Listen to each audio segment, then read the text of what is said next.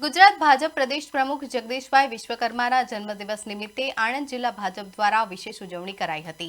આ પ્રસંગે આણંદની પીએમ પટેલ કન્યા શાળા તેમજ અન્ય સરકારી શાળાઓમાં અભ્યાસ કરતા નાના બાળકોને ચોપડાનું વિતરણ કરાયું હતું। આ કાર્યક્રમમાં ધારાસભ્ય યોગેશ પટેલ, મહાનગરપાલિકાના મેયર દીપિકા પટેલ અને deputy mayor Kamlesh Dabhi, standing committee chairman Rohit Suthar સહિત ભાજપના હોદ્દેદારો અને કોર્પોરેટરો ઉપસ્થિત રહ્યા હતા।